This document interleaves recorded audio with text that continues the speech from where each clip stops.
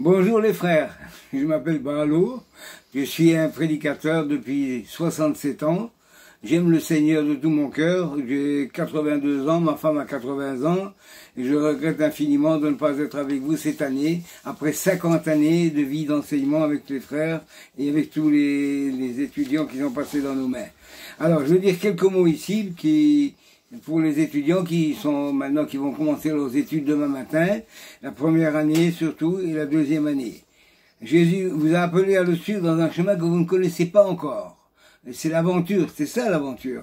Et le servir le Seigneur restera toujours un défi toute votre vie, un enjeu qui aura des bénédictions certaines sur vous, sur vos familles, sur vos parents, sur vos enfants, si vous en avez des grands, sur vos compagnes aussi. Alors, vous allez vivre, c'est sûr, des expériences merveilleuses, dans un contexte de frères qui étudient comme vous allez faire des connaissances, vous allez prier ensemble, vous allez étudier ensemble, et vous allez avoir des expériences, comme je dis, des expériences palpitantes, aussi pendant les cours avec vos enseignants qui seront avec vous. Je prie pour vous, et je prie également pour tous les frères.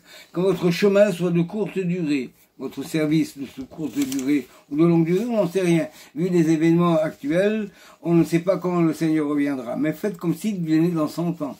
Travaillez de tout votre cœur, de tous vos poumons. Faites quelque chose pour le Seigneur. Alors, Jésus a promis que chaque jour, il est avec vous.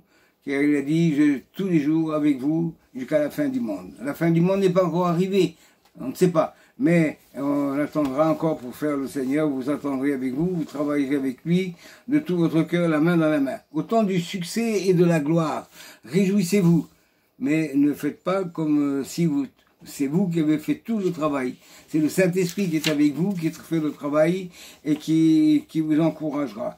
Lorsque votre route, le soleil se cache parfois, et que vous vous sentirez seul, vous chercherez votre chemin dans les soucis, les chagrins, souvenez-vous que vous suivez un maître invisible par la foi. Et si vous ne le voyez pas, ne paniquez pas, car lui, il vous voit et il vous suit dans l'ombre.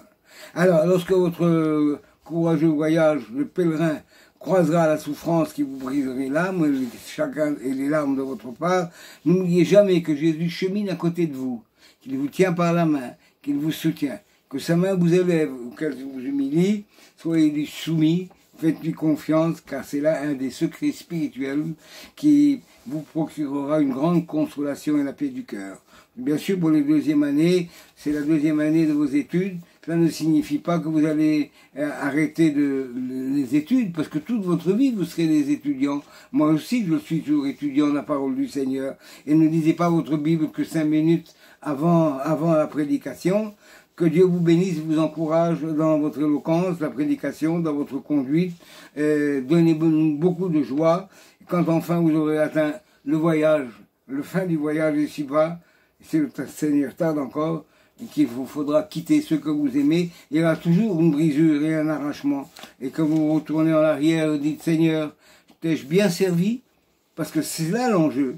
Alors vous rencontrerez le doux regard du Seigneur, qui vous dira à chacun de vous avec amour et compassion. C'est bien, brave, fidèle serviteur.